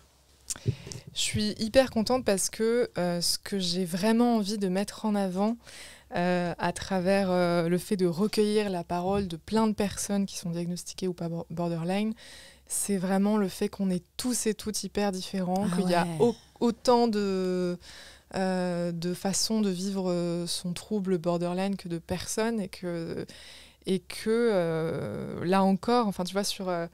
les généralités de les borderlines sont comme ci ou les borderlines sont comme ça, non en fait, parce que c'est chacune vit son trouble de façon totalement différente, et tout est valide et tout est légitime d'être. Mais moi je sais que c'était une frustration que je commençais à avoir de plus en plus sur les réseaux sociaux, le problème que je trouve qu'on a, c'est que s'il y a très peu de gens qui parlent des trucs, du coup on va s'imaginer qu'il n'y a qu'une seule forme de vivre les trucs. Non, je vois très bien ce que tu... je vois ce que tu dis. Et en fait, c'est un peu, on peut pas faire un témoignage d'une personne, je sais pas, bipolaire par exemple, parce que si c'est le seul et unique témoignage qui existe, du coup tout le monde va penser que la bipolarité c'est ça. C'est ça, alors que c'est pas ça, et que tout le monde vit le truc différemment, tu vois. Alors qu'il y a 1000 façons, tu vois. Non, mais c'est ouf parce qu'en fait, tu te rends compte que finalement, on est très similaires sur beaucoup de points, et que juste la façon de vivre la chose est complètement différente. Tu vois, moi, justement, ça m'a allégé d'un poids, et ça ne me définit pas, et c'est pour ça que j'en parle pas trop j'en parle pas tant que ça sur mes réseaux. C'est parce que pour moi, c'est un truc de caractère. Comme je vais pas dire que je suis gourmande à tout va, tu vois. Juste, on me pose la question, oui, je suis borderline, mais ça ne me définit pas. Et je pense qu'il y a des personnes qui portent la parole sur les borderline mieux que moi, comme toi par exemple, et qui en fait un sujet, et je trouve ça top, tu vois. Je trouve que moi, voilà, je fais plus de la santé mentale en général, et toi, tu milites plus pour le trouble borderline et de la santé mentale évidemment, mais je trouve que et je pense que tu es bien plus renseigné sur le sujet, justement dû à cette crainte que tu as eue quand tu l'as découvert. Tu as dû un peu, je pense, paniquer. Et chose que moi, j'étais un peu plus chill, ça va, ok, c'est pas très fun, mais bon, chill, tu vois. Et je pense que voilà, c'est cool que toi, tu puisses prendre la parole au nom d'un peu des gens borderline, pour que les gens se reconnaissent un peu, tu vois. Tout à l'heure, tu as dit un truc qui m'a beaucoup touchée, c'est qu'aujourd'hui, tes souffrances psychiques, tu en as fait ton métier. Et moi, c'est exactement ça que je fais aussi, parce que j'ai envie de devenir père aidante et de bosser dans les hôpitaux psychiatriques. C'est-à-dire que moi, j'ai fait, comme toi, plusieurs hospitalisations en psychiatrie, mais il y en a une particulièrement c'est très mal passée, qui m'a vraiment traumatisée, de la maltraitance et tout, genre des trucs super dark. Et en fait, j'en ai totalement fait, c'est quoi mon arme de cheval? Non, je sais plus. Je saurais pas te dire, moi, les expressions, c'est une cata. Ouais, non, mais laisse tomber. Mais en tout cas, j'en ai totalement fait... tout mon militantisme, en fait, est né de ça. Et en fait, je veux travailler... C'est une revanche, en fait. Je pense qu'en effet, il y a un peu ce truc de se faire justice, dans le sens où moi, j'aurais trop kiffé la Abigail complètement suicidaire... au fond du trou, qui pensait que sa vie, c'était fini, quoi. Et j'aurais trop kiffé qu'elle tombe sur le podcast là qu'on est en train de faire toutes les totalement. deux. La petite Kim aussi, elle aurait bien aimé écouter tout ça et se rendre compte que elle n'est pas toute seule et qu'il y a d'autres personnes qui souffrent aussi et qui ressentent les choses un peu comme elle, tu vois. Et c'est intéressant quand tu interroges d'autres personnes. Peut-être que moi, il y a 2 personnes qui vont se reconnaître dans mon témoignage. Peut-être que toi, il y en a 6 qui vont se reconnaître dans mon témoignage. Peut-être que la prochaine personne va se reconnaître. Peut-être que celle d'après, 15 personnes vont se reconnaître. En fait, chacun va se reconnaître en une personne. Et c'est ça, moi, j'aurais aimé me rattacher à quelqu'un qui a un discours un peu similaire que ce que moi, j'ai vécu, tu vois. Et surtout, des histoires qui sont porteuses d'espoir. T'as vu, aujourd'hui, on est toutes les deux. Je veux dire, on va bien, on a trouvé des solutions qui fonctionnent pour nous, c'est trop génial. En plus de ça, on prend la parole sur les réseaux sociaux, donc on donne de la visibilité, on détabouise tout ça. Enfin, c'est extraordinaire. Ouais, non, c'est pas juste, on n'est pas en mode survie comme moi j'ai pu l'être pendant longtemps. Pendant longtemps, j'étais en mode survie, quoi. J'étais pas encore en train de vivre. Et là, je trouve qu'on a besoin aussi de gens qui vivent, enfin tu vois, qui ont des. Ouais, ça fait du bien. Je suis d'accord avec toi. Trop bien. Est-ce que tu veux parler un peu de ce que tu fais sur les réseaux sociaux ? Parce qu'en fait, on a démarré ce podcast avec ça. Et moi, ce que j'avais noté sur les réseaux sociaux, c'était un peu la responsabilité qu'on a sur les réseaux qui est vraiment pas facile à trouver et les limites qu'on se donne à nous-mêmes, dans le sens où toi, tu fais ça pour toi avant tout, et je pense que c'est ça aussi le secret de la durabilité sur les réseaux sociaux. C'est en fait, moi, on m'a dit une phrase, il faut que je la retienne, c'est « fais ce qu'il te plaît jusqu'à que ça plaise aux autres et pas ce qui plaît aux autres jusqu'à que ça te plaise ». C'est hyper important de faire des trucs qui te plaisent avant tout. J'ai mis longtemps avant de m'en rendre compte réellement, mais j'ai toujours fait ce qui m'a plu et j'ai jamais fait ce qui pouvait potentiellement plaire aux autres. Et c'est comme ça que tu t'épanouis. Moi, j'ai commencé à poster sur les réseaux quand j'étais dans une relation catastrophique. C'était à la fin d'une relation catastrophique. Et ça faisait pas mal de temps que j'étais plus dedans et j'étais en train déjà de faire mon deuil. Et en fait, je me faisais chier dans ma vie. Vraiment, c'était en fin Covid, en train de finir une relation, enfin, pas encore fini, mais tout comme, je me faisais trop chier.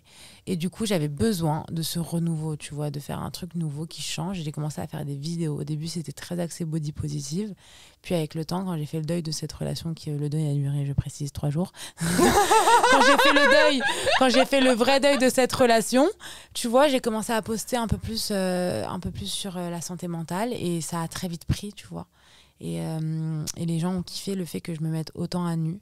Et puis j'ai fait l'émission Ça commence aujourd'hui sur France 2 où j'ai parlé de mon hypersensibilité. Et ça a parlé à beaucoup de personnes qui se sont attachées à ça. Et c'est à partir de cette émission que j'ai commencé vraiment à axer mon contenu autour de la santé mentale. Je fais aussi du body positive parce que c'est important. Et pour moi, la santé mentale, elle est aussi autour de ton rapport au corps, etc. Et du coup, c'est comme ça que j'ai un petit peu commencé. Et aujourd'hui, j'ai une responsabilité. La responsabilité que j'ai et que je me donne, c'est de promouvoir la santé mentale comme quelque chose d'hyper important et comme un sujet qui doit être vraiment pris en considération. Et tout comme le harcèlement, tout comme le cyberharcèlement que j'ai pu subir, moi c'était surtout du harcèlement et qui m'a vraiment détruit une partie de mon enfance et de mon adolescence. Et je pense que nous, en tant que créateurs sur les réseaux, on a une responsabilité pour justement libérer la parole sur ce genre de sujet. Et les gens nous font confiance et c'est important de pouvoir avoir un rôle aussi important. Parce qu'il y a beaucoup de personnes qui souffrent aujourd'hui et qui ne savent pas vers qui se retourner. Donc, si jamais ça peut être vers moi ou vers Abigail, pourquoi pas, tu vois. Quand tu parles de body positivisme, t'entends quoi par là ? Parce que, de ce que j'ai vu sur ton contenu, t'as subi plusieurs opérations, c'est ça ? Ouais. Alors, pour moi, le body positive, c'est accepter sur ton corps ce que tu ne peux pas changer. Et tout ce que c'est t'aimer dans ton entièreté, en fait. C'est même pas, je te dis...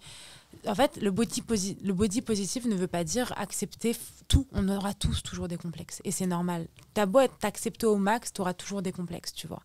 Et en fait, le body positif, c'est accepter ton corps. Moi, aujourd'hui, mon corps, il est rempli de cicatrices. Ça, c'est du body positif, tu vois. Body positivisme, tu vois. Mon corps, il est rempli de cicatrices. J'ai des vergetures, elles resteront à vie. J'ai des bourrelets, elles resteront. Je m'aime comme je suis. Et j'ai pas besoin de changer pour pouvoir m'aimer. Et j'ai pas besoin d'avoir le corps d'une fit girl pour m'aimer. Et c'est hyper important parce qu'aujourd'hui, les réseaux sociaux, tu te compares à tout et n'importe quoi. Et malheureusement, si jamais tu continues à te comparer, tu seras jamais satisfait de toi. tu vois. Et aujourd'hui, c'est important de se rendre compte que être body positive, ça veut pas dire être en mauvaise santé et mal bouffer toute la journée et tout, ça ne veut rien dire. Moi, je suis hyper sportive, je m'en dis personnellement, pourtant, j'ai pas un corps d'athlète et je m'aime comme je suis et c'est important pour moi de m'aimer comme je suis parce que moi, mon rapport au corps, il est important et il y a des personnes pour qui c'est pas du tout important, mais pour moi, il est important, c'est pour ça que c'est important pour moi d'en parler. Ouais. Et je pense que ça aussi, ça fait énormément de bien de voir la pluralité. Tout comme ça fait énormément de bien d'entendre la pluralité des témoignages sur des choses qui sont invisibles et cachées. Ouais, c'est clair. Le contraire, c'est mal dit. Mais du coup, l'inverse de ça, c'est aussi montrer ce qui est visible et ce qui n'est pas caché. Donc toi, en l'occurrence, ça va être tes vergetures, tes bourrelets, ton corps, en fait, tout simplement. Et c'est vrai que je suis contente que quand tu aies parlé de cicatrices, tu aies dit tes vergetures. Parce que moi, j'ai des cicatrices aussi, mais c'est très lié aux troubles psy. Je sais pas si toi, tu es sujet à ça aussi. Si, moi aussi. Mais d'ailleurs, j'en ai plein partout sur les bras et je suis hyper fière, tu vois. Genre, c'est pas une honte pour moi, au contraire, ça fait partie de mon histoire et tout. J'ai un tatouage qui en couvre pas mal, d'ailleurs. Sur mes jambes, c'est un carnage et je suis un tigre, clairement. Et j'ai pas honte de ça, tu vois. J'ai pas parlé de ces cicatrices parce que pour moi, ça fait tellement partie de moi. C'est tellement moi, partie intégrante de mon histoire, que pour moi, le body positivisme, c'est aussi ça. C'est accepter le fait que tu as vécu des moments compliqués aussi dans ta vie et que tu as des traces sur ton corps. Tout comme un accident, tout comme une brûlure. Plein de choses, tu vois, ça englobe plein de choses. Et moi, aujourd'hui, mes cicatrices, j'en suis hyper fière, tu vois. Et même pour te dire, le tatouage que j'ai sur le bras gauche, je regrette de l'avoir fait, d'avoir caché mes cicatrices. Parce que je pense que j'aime plus le tatouage et que j'aurais préféré mon bras avec des cicatrices qu'avec un tatouage. Tu vois. C'est contradictoire parce que les gens veulent absolument cacher leurs choses, leurs cicatrices. Moi, justement, je trouve que c'est un peu, c'est un peu aussi une revanche pour montrer que aujourd'hui, c'est des cicatrices, c'est plus des plaies, tu vois. Oh waouh, aujourd'hui c'est des cicatrices, c'est plus des plaies. Non mais c'est vrai, c'est plus des plaies, c'est des cicatrices, ça y est. Ça t'a mis combien de temps avant d'accepter ton corps tel qu'il est ? Ça m'a mis longtemps. Ça m'a mis longtemps, jusqu'à mes 21 ans, 22 ans, j'y arrivais pas. Hein. Moi j'ai eu des petits épisodes d'anorexie mentale, de mes 20-21 ans, quand j'étais avec mon ex. C'était dur, c'était très dur. Est-ce que tu saurais situer un espèce de déclic ou ça s'est vraiment fait sur le temps ? À la fin de ma relation avec mon ex. Ah ouais, quand j'ai commencé à me sentir déconnectée de cette relation et quand j'ai subi une tromperie. Je me suis dit, ok, c'est pas moi le problème en fait. Tu vois. Et j'ai commencé c'est le Covid en fait. Moi, je sais que le Covid, il a été très... Je sais que le Covid, il a desservi à beaucoup de personnes. Moi, pour moi, ça a été un réel déclic en fait. J'ai commencé à bien manger, à faire du sport à la maison. J'ai commencé à avoir un déclic et en fait c'est quand j'ai commencé à faire attention à mon corps que j'ai commencé à aimer mon corps. Avant je le négligeais, tu vois, et c'est comme ça que ça a commencé à aller bien physiquement et mentalement du coup, parce que comme ça allait bien physiquement, ça allait bien mentalement.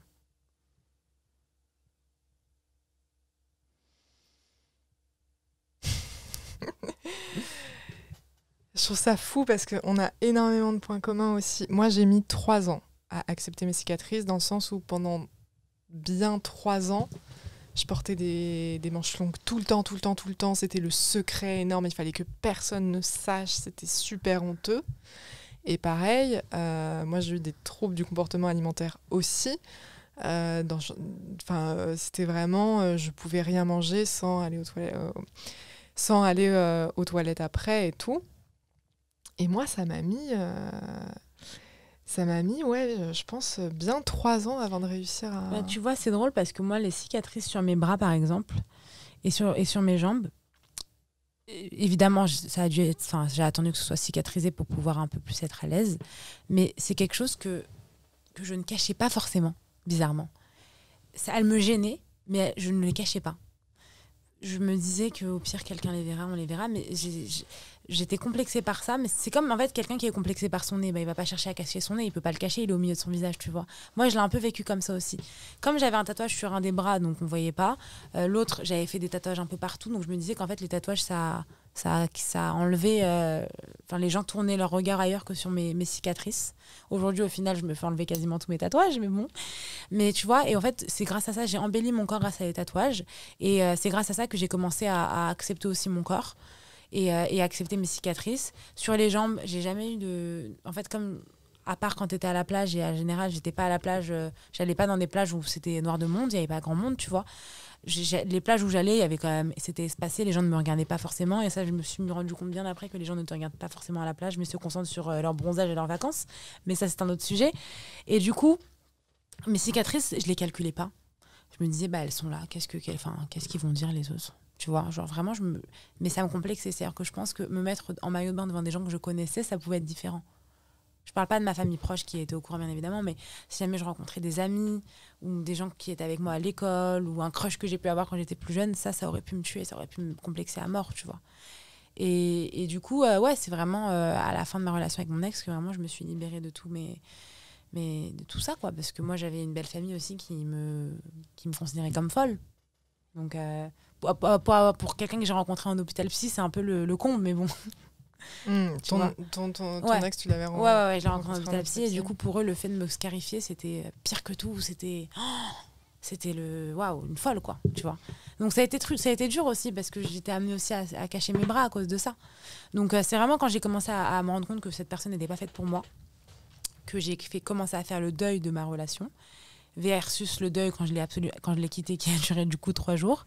Bah là, c'est là où j'ai commencé à tout accepter, quoi. Ça y est. Allez, foutu pour foutu, j'accepte tout. Pourquoi je me punirais encore à vouloir me cacher ? Ça sert à rien de se cacher au final. Et j'aime pas du tout le terme accepter, parce que pour moi, tu dois pas subir ton corps. Et quand tu acceptes quelque chose, c'est que tu acceptes un peu, mais c'est que tu as dû faire un travail pour le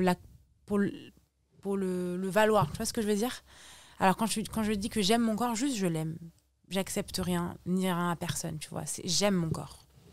Est-ce qu'au terme accepter, tu préfères accueillir ? Ou même ouais, pas. Je préfère le terme accueillir, tu vois. J'accueille mon corps, parce que accepter pour moi, c'est si jamais c'est un travail. Alors certes, il y a eu un travail, mais c'est un travail des fois qui peut être embêtant. J'accepte une proposition, c'est un travail, il y a une négociation derrière, etc. Moi, j'ai pas négocié avec mon corps. Moi, mon corps, on me l'a livré comme ça, c'est juste moi qui me suis battue contre moi-même. Donc aujourd'hui, j'accueille mon corps, j'aime mon corps, j'embrasse mon corps, et je m'aime, tu vois. Et c'est dit comme ça, je préfère. Encore une fois, je suis hyper impressionnée parce que moi, pour avoir été dans une détestation de mon corps pendant des années, le travail, parce que pour le coup, ça a été un taf énormissime. Et moi, je sais que mon pire cauchemar, c'était qu'on me pose des questions. J'étais pas du tout prête à ce qu'on me pose des questions sur mon corps. Et sur les cicatrices, et sur les cicatrices, et sur tout ça. Surtout qu'il y a des gens, moi je me souviens, une fois j'ai de la famille du coup aux États-Unis, et quand j'étais une fois à Miami, je me baladais seule et tout, et c'était le premier été après toutes mes hospitalisations. Et comme je te disais, moi ça me dérangeait pas de me balader quand il n'y avait pas des gens que je connaissais. Et j'avais tout plein de cicatrices sur les jambes, et il y a un mec qui est venu me voir et qui m'a demandé ce que c'était, genre au calme, tu vois. J'étais en train de boire mon Starbucks, et le mec est venu me voir et il m'a dit mais c'est quoi sur tes jambes ? Un Américain de 50 ans, j'étais là. Je suis restée bête. Tu vois ce que je veux dire ? Je savais pas quoi dire, je savais pas quoi répondre. J'étais un peu tétanisée. C'était le premier été en plus où je sortais en short. Donc c'était pas facile aussi quand les gens se mêlaient un petit peu. Et parfois, il y a des gens qui vont poser des questions un peu malsaines. Bon, aujourd'hui, ça ne m'arrive plus. Et moi, ça m'arrive encore. Moi, aujourd'hui, j'ai la chance. En tout cas, ça ne m'est pas arrivé depuis longtemps. Mais des fois, j'ai des abonnés qui commentent « Oh, courage, j'espère que ça va. » Mais ne vous inquiétez pas, c'est plus des plaies, des cicatrices, tu vois. Maintenant, ça y est, c'est derrière moi. Ça fait partie de moi, mais c'est derrière moi. Maintenant, je n'ai plus cette addiction du tout. Je suis hyper... ça, tu vois, pour le coup, je peux dire que je suis guérie de cette addiction. Complètement. Et c'est une fierté, tu vois. Ouais, pareil. Et donc, du coup, la leçon à retenir, c'est qu'on s'en sort aussi de ce type d'addiction. On se sort. Oui, on s'en sort de cette addiction, et on s'en sort de toutes les addictions. C'est pas facile, hein. Moi, j'étais addict au cannabis, et je me suis sortie de cette addiction. Et c'est pas facile, mais c'est important de bien s'entourer. Et je suppose que tu as été accompagnée aussi pour ça ? J'ai été accompagnée. Bien sûr, j'ai été accompagnée, et c'est important d'être accompagnée. C'est pas anodin d'arrêter du jour au lendemain une substance qu'on prend. C'est important de se faire accompagner. C'est pas, j'insiste sur ça parce que quand on essaie de venir en aide à quelqu'un qui a une addiction, l'accompagner, ça suffit pas. L'écouter, ça suffit pas. Ne pas le juger, ça suffit pas. Le suggérer quelqu'un pour l'aider, là, ça peut suffire. Et s'il passe le cap ou de se faire aider, ça peut suffire. Il faut vraiment... En fait, le sevrage est très dur. C'est le sevrage qui est hyper dur. Du coup, voilà, moi, aujourd'hui, je suis plus addict à aucune substance. Et je suis très heureuse comme ça, quoi. Moi, j'aimerais te demander ton avis sur un truc. Alors moi, que ce soit les troubles du comportement alimentaire, les cicatrices ou autres, je sais que comment j'ai arrêté, ça a été tout le temps parce qu'au bout d'un moment, c'est parti trop loin et ça m'a fait flipper. Et là, il y a eu une réelle remise en question de waouh, qu'est-ce que je suis en train de faire, où est-ce que je vais. Et c'est, enfin, moi, ça s'est toujours fait avec des déclics de j'ai poussé la limite trop loin. Je dis pas forcément que c'est une bonne chose, hein. du tout. Mais du coup, toi, est-ce que t'as, que ce soit pour tout ce qui est addiction, est-ce que tu as senti ce truc de déclic ou pas du tout? Est-ce que c'est un truc qui te parle, ça, ou pas? En fait, moi, j'ai eu un déclic tout simplement parce que l'addiction au cannabis, elle te ramollissait complètement et que j'arrivais plus à vivre normalement, tu vois. Ouais, c'est ça. Donc, en fait, au bout d'un moment, tu as une prise de conscience de... Oui et non. Je pense que c'est aussi la dernière hospitalisation qui m'a bien aidée. Tu vois, Ouais. parce que c'était pendant cette dernière hospitalisation que j'ai pu faire le sevrage. Mais je pense que oui, il y a aussi une partie de moi où je me suis rendu compte que là, j'allais trop loin. Ouais. Que fumer 10 joints par jour seule, c'était pas normal, tu vois. Et que ça me ramollissait et qu'en fait, finalement, je vivais plus ma vie normalement parce que j'étais tout le temps défoncée. Donc oui, j'ai eu un peu aussi cette prise de conscience. En fait, je pense que dans notre état limite, comme diraient nos psys, on a quand même certaines prises de conscience à certains moments, tu vois. Ouais. On n'est pas sur une autre planète, on n'est pas irréaliste. Je pense qu'on réalise quand même beaucoup de choses.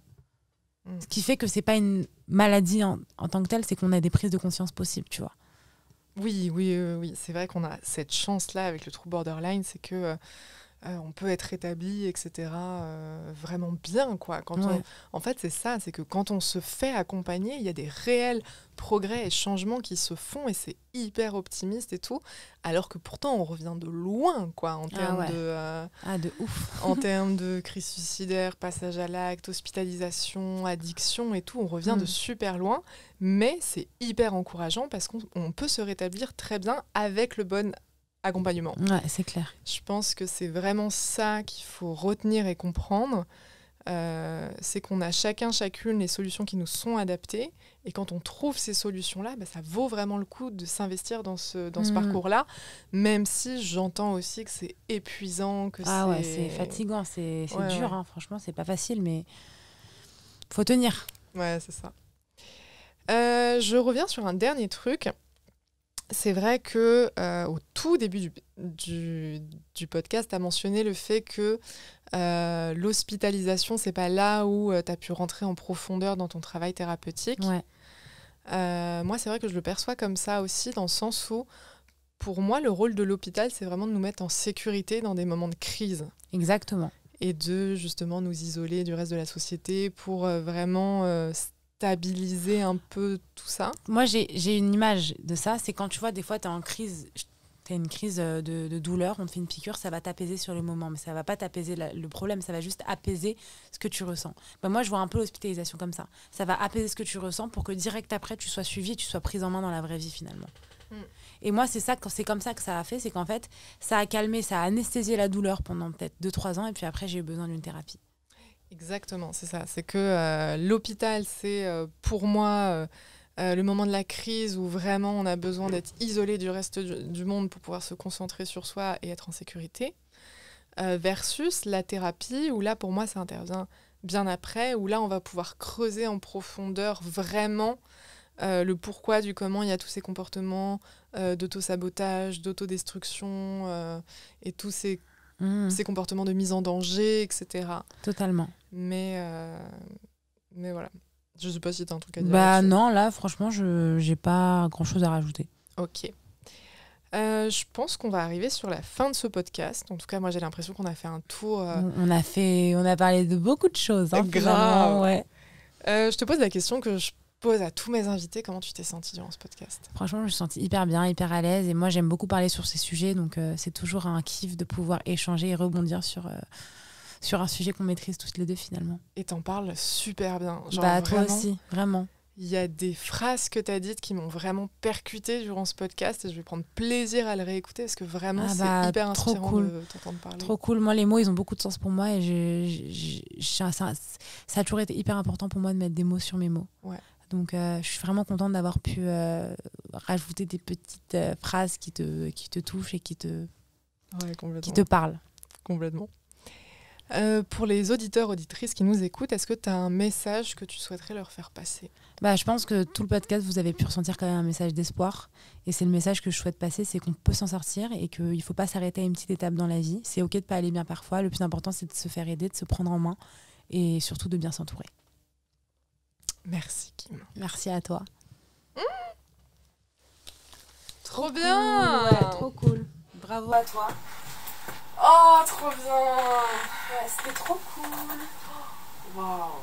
C'était prenant. Je savais déjà que tu avais un vécu extraordinaire. Ah, merci beaucoup. Mais non, franchement, c'était mais la façon dont on parle et tout, waouh. Ah, merci beaucoup. C'est hyper inspirant. Merci beaucoup. Ça me touche trop. Yes. Ouais, toi aussi, t'es posée. Moi, je suis plus agitée que toi encore, tu vois. Toi, tu poses. Toi, je trouve que t'arrives plus à poser tes mots. Ah ouais, tu trouves ? Ouais. Je sais pas. Moi, je me rends pas trop compte de comment les gens perçoivent ça. On s'en rend jamais compte. D'un point de vue extérieur. Merci d'avoir visionné cette vidéo. Dis-moi en commentaire ce que t'en as pensé et souviens-toi de t'abonner pour être averti des nouvelles sorties. Tu peux me suivre sur TikTok et Instagram sous le nom de Voyageuse au naturel. Tous les liens sont en description. Je t'envoie mes ondes les plus positives et on se retrouve très vite pour encore plus d'échanges inspirants.